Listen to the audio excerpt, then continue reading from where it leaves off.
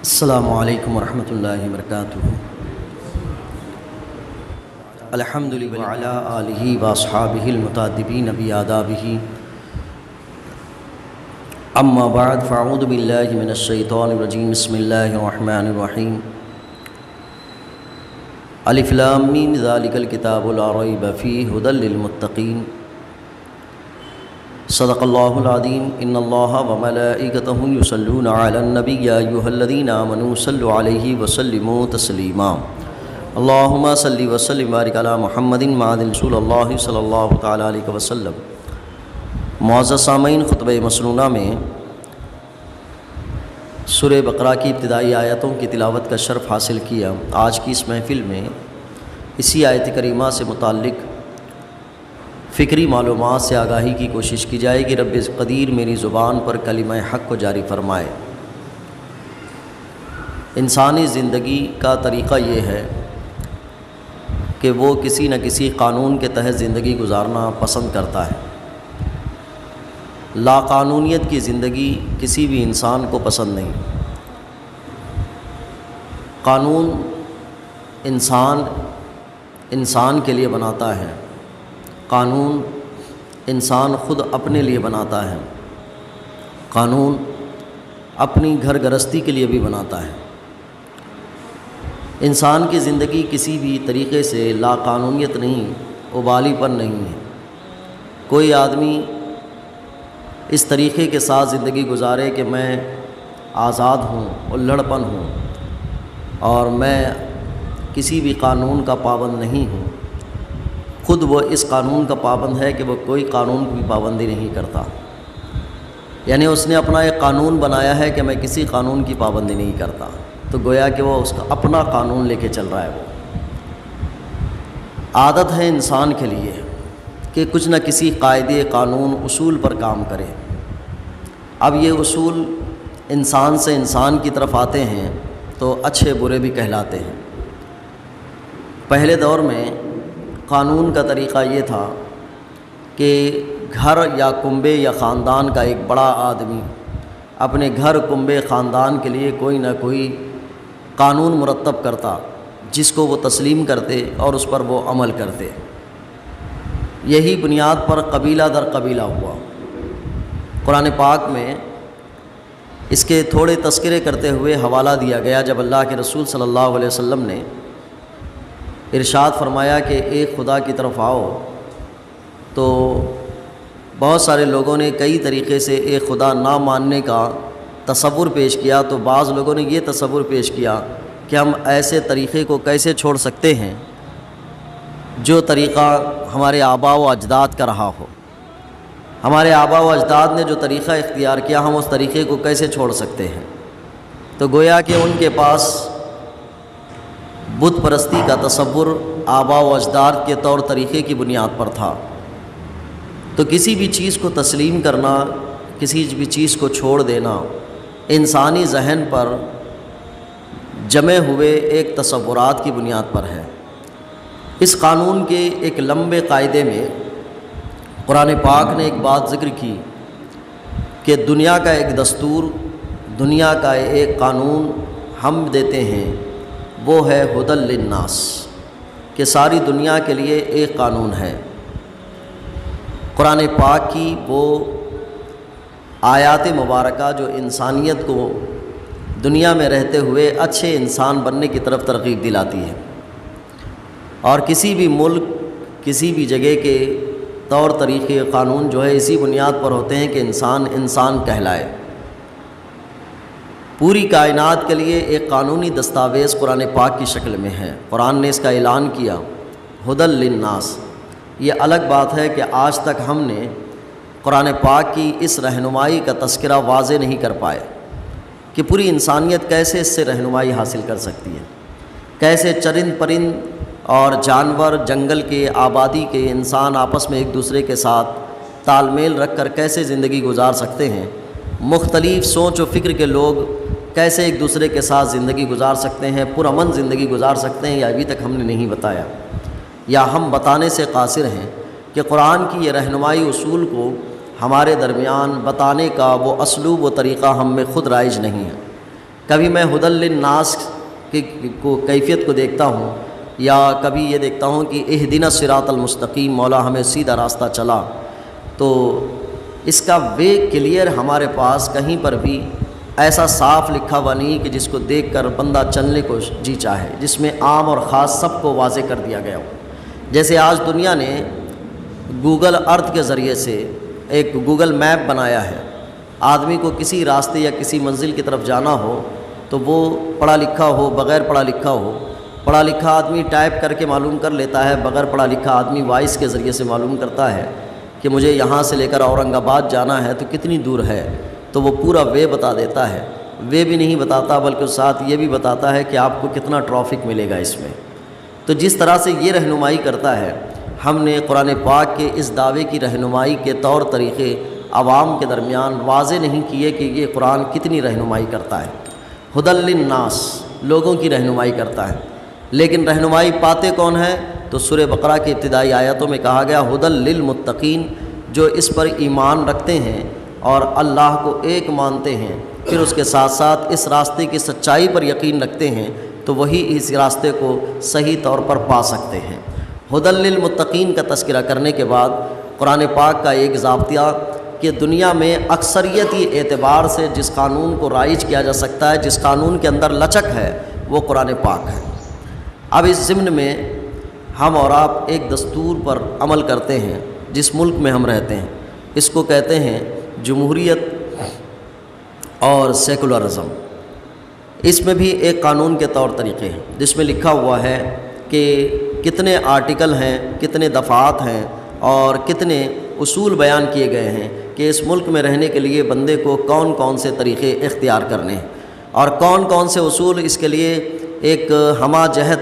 پرامن زندگی گزارنے کے سلیقے کو بیان کرتے ہیں۔ ہم ایسے قانون کی سیلیبریٹ بھی کرتے ہیں، ہر 26 جنوری کو اس کی یاد بھی مناتے ہیں، اور یہ کہتے ہیں کہ یہ ایسا قانون ہے کہ اس ملک میں قریب مختلف مذہب کے لوگ رہتے ہیں، مختلف رسم و رواج رکھتے ہیں، مختلف کلچر رکھتے ہیں، مختلف زبان رکھتے ہیں، مختلف عادت و اطوار رکھتے ہیں، مختلف ان کا طرز زندگی ہے، مختلف ان کی زندگی کے لائف اسٹائل ہے، یہ الگ الگ زندگی رکھتے ہیں، لیکن ایک ایسا قانون ہے جو ان ساروں کو اپنے اپنے کام کرتے ہوئے ایک دوسرے کے ساتھ مل جل کر رہنے کا طریقہ دیتا ہے۔ اس سیکولرزم کے اس طریقے کو ہم سیلیبریٹ کرتے ہوئے ہیں۔ ہر مذہب کا آدمی اس کو سیلیبریٹ اس حیثیت سے کرتا ہے کہ اس میں ہمارے لیے ذہنی فکری آزادی کے ساتھ ساتھ اپنے مذہب کی تسلیم کرنے کی آزادی بھی موجود ہے۔ اس قانون کو بہت پسند کرتے ہوئے ہر آدمی اپنے مذہب پر عمل کرتے ہوئے، طور طریقے، تہذیب، کلچر پر عمل کرتے ہوئے زندگی گزار رہا ہے۔ اس میں ایک نقص ہو جاتا ہے، وہ یہ کہ اس آزادی کے تصور میں کوئی کسی کا کلچر اپنا سکتا ہے کہ اس کا کلچر یہ اپنا لے، اس کا کلچر یہ اپنا لے، تو مکس کلچر کی بنیاد پر ایک دوسرے سے مانوسیت ہو جاتی ہے۔ لیکن اس پورے جمہوری نظام کے طور طریقے اور قانون کے ساتھ ایک طریقہ اب ہمارے ملک میں رائج کرنے کے لیے رائے عامہ ہموار کی جا رہی ہے، وہ ہے یکساں سول کوڈ، جس کو آپ کامن سول کوڈ بھی کہتے ہیں۔ کہ یکساں سول کوڈ کا معنی اور مطلب یہ ہے کہ جتنے مذہب کے لوگ آپس میں ایک دوسرے کے ساتھ طرز زندگی، کلچر، تہذیب، تمدن، طور طریقہ، رسم و رواج یا اپنے مذہبی رسومات یا اپنی مذہبی شناخت رکھتے ہیں، ان کی وجہ سے کہیں کہیں پرابلم ہو رہی ہے، ان کے لیے ایک ایسا قانون ترتیب دیا جائے، کہ ایسے اصول ترتیب دیے جائیں کہ جس میں سب کے لیے یکسانیت ہو۔ اور اس کا طور طریقہ کیا ہوگا، اس کی بلیو پرنٹ کیا ہوگی، ابھی یہ بہت لمبی بات ہے، لیکن سب سے پہلے اس آرٹیکل کے تحت یکساں سول کوڈ کی راہ ہموار کی جا رہی ہے۔ اس معاملے میں مختلف لوگ خدشے میں ہیں کہ بھئی یکساں سول کوڈ اس ملک کی زمین کے لیے ٹھیک ٹھاک رہے گا کہ نہیں رہے گا، یہاں کے لوگوں کی طرز زندگی کے لیے ٹھیک رہے گا یا نہیں رہے گا، اس کے متعلق مختلف رائے فکر چل رہی ہے۔ اس پر آپ خصوصاً جن لوگوں کو پڑھنا ہو، جن لوگوں کو سننا ہو، وہ ایسے لوگ ہوں جو قانون داں ہوں، قانون کی جانکاری رکھتے ہوں اور قانون کے متعلق وہ جانتے ہوں کہ اس ملک کی سرزمین کی کیفیت کیا ہے اور اس ملک میں رہنے والے مختلف مذہب کے لوگوں کا اپنا مزاج کیا ہے، ان کے طور طریقے، ان کے اوپر رسم و رواج ان کے ذہنوں پہ کتنا حاوی ہیں، کتنا ان کے اوپر مکمل طور طریقہ رائج ہے۔ آپ اس کا اگر اندازہ لینا ہو تو اس ملک میں جہیز کو لعنت قرار دیا گیا، بلکہ جہیز کو غیر قانونی قرار دیا گیا۔ دیکھیے انسان کے ذہن میں جب کوئی چیز بہت اوپر اور بالا بن کے جاتی ہے تو کوئی قانون بھی آپ نافذ کریں انسان اس کو فوراً قبول نہیں کرتا۔ قانون دانوں کو بتایا گیا ہے کہ قانون ایسا ہونا چاہیے جو انسانی ذہن و فکر یا عمل میں بالکل آسانی ہو۔ انسان کے ذہن کسی اور چیز کے لیے تیار ہو اور اس کو قانون اس کے دوسرے سمت کی طرف دیا گیا ہو تو پھر وہ قانون روئے زمین پر عمل میں لانے کے لائق نہیں ہوتا ہے۔ اب اس ملک کے کلچر اور تہذیب میں یہ ہے کہ جہیز دیا جاتا ہے اور قانون یہ ہے کہ جہیز نہیں لینا چاہیے، اور اس قانون پر کوئی خلاف کرتا ہے تو اس پر جرم بھی ہے یا اس کو قید بھی ہے، لیکن اس کے باوجود اس قانون کے پاس ہونے کے بھی کئی سال گزرنے کے بعد بھی جہیز کا لین دین بالکل ہی عام ہے اور لیا جاتا بھی ہے، دیا جاتا ہے۔ فرق یہ ہے کہ جبرن کا طریقہ تھوڑا سا کم ہو گیا ہے، اب اس کو آمنا صدقنا کہہ کر چھوڑ دیا گیا ہے۔ تو یہ طریقے تو رائج ہی ہیں۔ اس میں ایک نقص کیا ہوتا ہے کہ قانون آپ ایسا لائے جو طریقہ لوگوں کے ذہن میں پہلے ہی سے رائج ہے اس کے خلاف میں لائے، تو بہت مشکل ہوتا ہے کہ جو طور طریقے پہلے سے رائج ہوں اس کے خلاف میں کوئی قانون لانا۔ اگر قانون ایسا جامع ہو اور قانون کا نافذ کرنے والا جامع ہو تو بہت ساری تبدیلیاں آ سکتی ہیں۔ جیسے آقا کریم صلی اللہ علیہ وسلم تشریف لائے تھے تو دنیا میں دور جاہلیت کے قانون تھے، آقا کریم صلی اللہ علیہ وسلم نے جب اس کی تبدیلی فرمائی تو قریب بہت کم مدت میں اکثر لوگوں نے اس قانون اسلام کو قبول کیا تھا۔ جو طور طریقہ تھا، جو لوگ کہتے تھے کہ ہمارے آباء و اجداد یہی کیا کرتے ہیں، ہم اس کو چھوڑ نہیں سکتے ہیں، ان کی تقدیر، ان کا تصور، ان کے طرز زندگی حضور نے ایسے بدلی کہ جو کئی سالوں سے شراب پینے کے عادی تھے انہوں نے مٹکے بھی توڑ دیے تھے، جو ہمیشہ صبح لے کر شام لے کر اپنی بت پرستی کے عادی تھے وہ آج ایک خدا کے سامنے سجدہ ریز ہو رہے تھے، جو کسی نسل پرستی کے عادی تھے کہ ایک دوسرے پر برتری کا تصور رکھتے تھے، آقا کریم صلی اللہ علیہ وسلم نے برابری کا تصور دیا تو پھر وہ ایسے لوگوں کے درمیان بھی بیٹھے صاف دلی خوش دلی کے ساتھ جن سے بیٹھنے میں ان کو زمانہ جاہلیت میں بڑی شرم اور عار محسوس ہوتی تھی۔ بڑی تبدیلی آقا کریم صلی اللہ علیہ وسلم لے آئے، لیکن اس کے باوجود بھی بہت ساری صورتیں ایسی تھیں کہ جو دل و دماغ میں بیٹھے ہوئے تصورات تھے وہ ہٹے نہیں تھے۔ ان میں سے ایک دو مثال میں پہلے بھی ذکر کر چکا ہوں لیکن ذہن سازی کے لیے پھر پیش کرتا ہوں کہ آقا کریم صلی اللہ علیہ وسلم نے لوگوں کے ذہنوں میں یکسانیت اور برابری کا تصور پیش کیا تھا کہ کوئی غلام آقا ایک دوسرے پر برتر نہیں ہے سوائے اس کے کہ جو معاملات ہیں، اور جو کوئی شخص برتر ہوگا تو اللہ کی بارگاہ میں تقوی و طہارت کی بنیاد پر برتر ہوگا۔ اس کو آقا کریم صلی اللہ علیہ وسلم نے نافذ بھی کروایا تھا اور لوگوں میں اس کی ترغیب بھی دلوائی تھی، اور آقا کریم صلی اللہ علیہ وسلم خود ایسے لوگوں کے درمیان بیٹھا کرتے تھے کہ کبھی کبھار پتہ نہیں چلتا تھا کہ اس میں حضور کون ہے اور صحابہ کون ہیں۔ بعض لوگ صحابہ کی کیفیت کو دیکھ کر پہچانتے تھے کہ ہاں یہی حضور ہوں گے، اس لیے کہ ان کی توجہ ان کی طرف ہے اور یہ بالکل ساکت بیٹھے ہوئے ہیں، پورے پہچان لیتے۔ یعنی بعض طور پر ابھی یہ کیفیت ہے کہ ایک مولانا ہو اور ایک عام آدمی ہو تو مولانا کے لباس سے بندہ پہچان لیتا ہے کہ یہ عالم ہوں گے، یہ عام آدمی ہوگا، لیکن آقا کریم صلی اللہ علیہ وسلم نے تصور ایسا دیا تھا نشستوں کا بھی کہ کسی مجلس میں پہچاننا پڑتا تھا، اور کسی مجلس ایسی منعقد ہوتی تھی کہ حضور کی نشست ہی ایسی ہوتی کہ صحابہ ادھر رخ کر کے بیٹھے ہوتے تو پتہ چل جاتا کہ حضور ہیں، لیکن لباس طرز زندگی ایک برابری کے طور طریقے کے مطابق حضور نے رکھی تھی۔ اگر یہ تصور رکھنے کے باوجود بھی کیفیت یہ تھی کہ جب فتح مکہ ہوا، مکہ فتح ہونے کے دن حضرت ابو بلال حبشی رضی اللہ تعالیٰ عنہ کو حضور نے فرمایا کہ کعبۃ اللہ کی چھت پر کھڑے ہو کر اذان دو۔ تو جب کعبۃ اللہ کے چھت پر کھڑے ہو کر اذان حضرت بلال حبشی دے رہے تھے، ایک عجیب تصور تھا۔ کبھی آپ کو یقین نہیں ہوگا کہ صرف یہ تصور بڑا مشکل ہے کہ کوئی چائے والا پردھان منتری بن گیا ہو، لیکن حضرت بلال حبشی رضی اللہ تعالیٰ عنہ کی کیفیت مکہ کی سرزمین پر غلاموں جیسی تھی۔ لوگوں نے دیکھا تھا غلام کی حیثیت کیا ہوتی ہے۔ غلام کی حیثیت تو یہ ہوتی ہے کہ وہ آقا کے گھر میں نہیں داخل ہو سکتا ہے۔ آج پوری روئے زمین کا سب سے بڑا گھر ہے اور سب سے بڑے عظمت والا گھر ہے، اس عظمت والے گھر کے اندر داخل نہیں بلکہ اس کے چھت پر کھڑے ہو کر ایک عظیم عبادت کے اعلان کے لیے کھڑے ہوئے۔ یہ عجیب انقلاب تھا، عجیب تصور تھا۔ یہ فیلنگ میں نہیں آتا کہ ایسا بڑا بھی انقلاب ہو سکتا ہے، لیکن جب ہوا تو آپ کو اندازہ ہوگا کہ سارے لوگوں نے یکساں قبول بھی کیا تھا کہ یہ ایسا تصور اور ایسی تبدیلی ٹھیک بھی ہے۔ اس میں حضرت ابو سفیان رضی اللہ تعالیٰ عنہ ابھی ایمان لائے ہوئے کچھ دن ہوئے تھے، انہوں نے اپنے خاص لہجے میں بازو والوں سے کہا کہ محمد بن عبداللہ کو کیا پڑی تھی کہ نہ اذان دینے کے لیے بلال ہی کو کہنا تھا، کسی دوسرے کو کہتے تو چند لوگ ناراض نہیں ہوتے۔ یعنی ابھی بھی وہ کیفیت تھی کہ غلام کو اتنا اونچا مقام دیا جا رہا ہے، یہ کیفیت تھی نہیں۔ حضرت سفیان کے بازو والوں نے کہا، پھر حضرت سفیان کہتے ہیں کہ میں اس میں کچھ نہیں کہوں گا، اگر میں کچھ کہہ دیتا ہوں تو کہیں میرے خلاف آیت نہ نازل ہو جائے، تو میرے خلاف آیت نہ نازل ہو جائے۔ لیکن اس میں ایک بات ہے کہ تصور ابھی بھی موجود تھا کہ غلام کو آقا کے برابر نہیں رکھا جائے، لیکن اکثریتی طور پر آقا کریم صلی اللہ علیہ وسلم نے تھوڑے سے وقت میں بہت زیادہ تبدیلی فرما دی تھی۔ آپ نے سب کے لیے یکساں قانون کا ایک طریقہ پیش کیا تھا۔ اس میں خطبہ حجۃ الوداع جو ہے وہ موجود ہے کہ آقا کریم صلی اللہ علیہ وسلم کا وہ خطبہ۔ اب اس پس منظر میں میں کہنا چاہتا ہوں کہ کوئی بھی قانون یکساں نہیں ہو سکتا ہے اور سارے لوگوں کے لیے یکساں عمل کروانے کے لائق نہیں ہو سکتا، خصوصاً اس ملک کی سرزمین تو یکساں قانون کو قبول کرنا بڑا مشکل کام۔ ہر ایک کے پاس طرز زندگی الگ ہے اور اس کی معاشرتی زندگی الگ ہے، اس کا رہنے کا طور طریقہ بالکل الگ ہے۔ بڑا مشکل ہوتا ہے کہ کسی کے ذہن کو آمادہ کرنا کہ یہ طریقے سے ہٹ کر یہ طریقے پر عمل کرو۔ ہم نے غور کیا کہ جب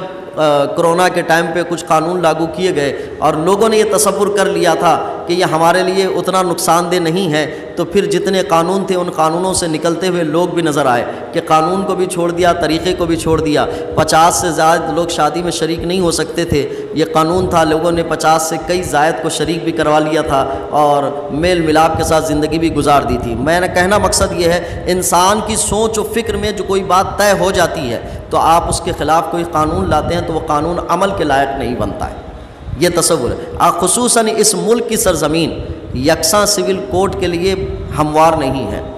برابر نہیں ہے۔ ابھی بھی لوگ یہاں اپنی تہذیب، اپنے کلچر، اپنے قرین، اپنے قانون، اپنے مذہب پر عمل کرنے کو بہت زیادہ اہمیت دیتے ہیں اور مذہب ہی کو سب سے زیادہ اہمیت دیتے ہیں۔ جب مذہب کو سب سے زیادہ اہمیت دیتے ہیں تو یہ اس ملک کی سرزمین کسی ایسے قانون کو تسلیم کرنے کے لیے تیار نہیں ہے جو سارے لوگوں کے لیے یکساں بن سکے، برابر بن سکے، اس کے لیے تیار نہیں ہے۔ ہاں دوسرے ممالک میں کس کی کوئی مثال ہو سکتی ہو، لیکن وہاں ممالک میں سب سے پہلے مرحلہ یہ ہے کہ اس ملک میں رہنے والے باشندوں نے اپنے مذہب کو چھوڑ دیا ہوگا، اپنے طرز زندگی کو چھوڑ دیا ہوگا، اپنی معاشرت کو چھوڑ دیا ہوگا، اپنی تہذیب اور کلچر کو چھوڑ، اور آنے والی ہر نئی تہذیب و کلچر کو اپنی زندگی کا حصہ بنا لیا ہوگا۔ تو کسی جگہ ہو سکتا ہے کہ یہ طریقہ رائج ہو چکا ہو، لیکن اس ملک کی سرزمین ابھی اس کے لیے تیار اور آمادہ نہیں ہے کہ وہ یکساں سول کوڈ یا کامن سول کوڈ کو اپنا سکے، اس لیے کہ یہاں مذہب کو سب سے زیادہ پسند کیا جاتا ہے اور اپنے کلچر، اپنی تہذیب، اپنے طریقے، اپنے رسم و رواج کو بہت زیادہ پسند کیا جاتا ہے۔ کوئی بھی ایسا بلیو پرنٹ جو یکساں سول کوڈ کی طرف لاتا ہے وہ یا تو کسی ایک مذہب کی طرف لے جائے گا یا بالکل لا مذہبیت کی طرف لے جائے گا کہ کوئی مذہب سے اس کا تعلق نہیں ہوگا، یعنی یورپ کی تہذیب و کلچر بالکل لاگو کر دی جائے گی۔ کچھ بھی ہو سکتا ہے دوسری صورت میں، لیکن دونوں صورتیں ایسی ہیں کہ یورپ میں جہاں پر لوگوں نے اپنا تہذیب، اپنا تمدن، اپنی شناخت، اپنی پہچان چھوڑ کر ایک نئی زندگی کی طرف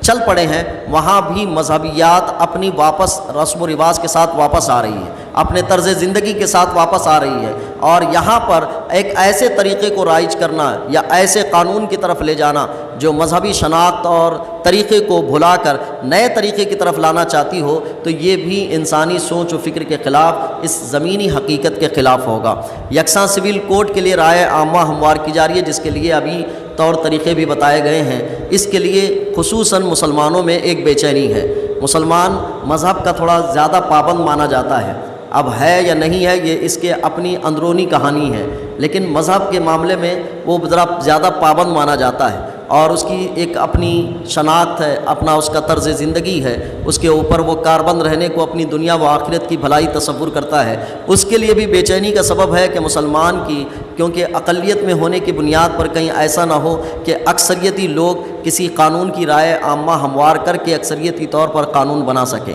اس کے ساتھ یہ بات بھی دھیان رکھنا ہے، ابھی موجودہ ہمارے دستور میں ایک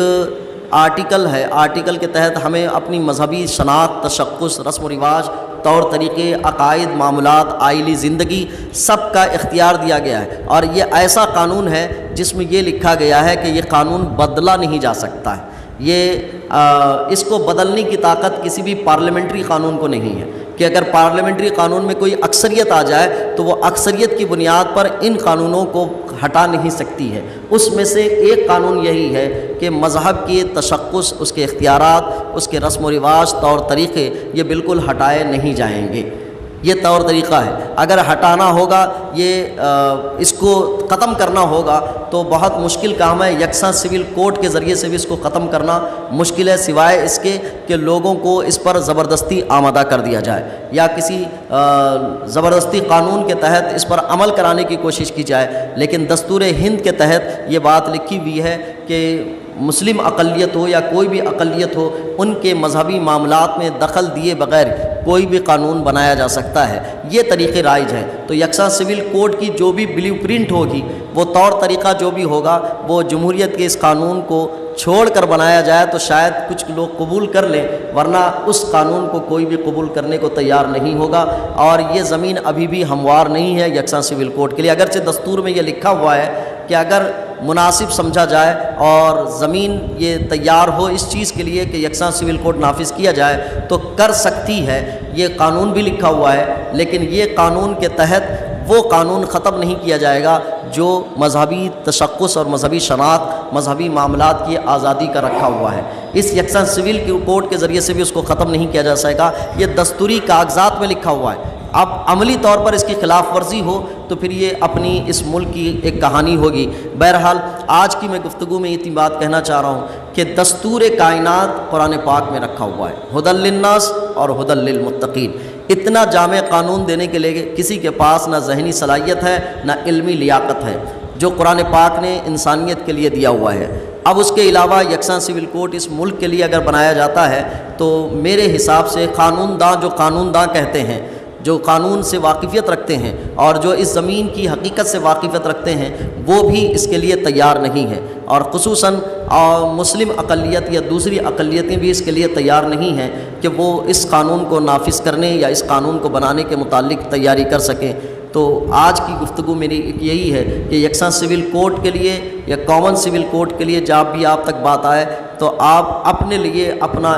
درد ضرور ظاہر کر دیجیے گا کہ یہ یکساں سول کوڈ اس ملک کے باشندوں کے لیے قابل عمل بھی نہیں ہے، قابل تسلیم بھی نہیں ہے، اور جمہوریت کے قانونوں میں بہت زیادہ لچک رکھی ہوئی ہے جس سے اس ملک میں رہنے والے ہر مذہب کے آدمی کے لیے بہت آزادی کے ساتھ اپنے مذہب پر عمل کرنے کی طاقت اور قدرت ہے۔ یہی بہت اچھا اور حسن اور خوبصورتی کے ساتھ ہے، اسی کو برقرار رکھا جائے۔ یکساں سول کوڈ یہ کسی کے لیے بھی لائق اور بہتر نہیں ہے، یہ اپنا اندراج ضرور کروا دیں۔ آج کی گفتگو میں یہی بات آپ تک پہنچانی۔ اللہ مجھے آپ کو عمل کی توفیق عطا فرمائے۔ السلام علیکم۔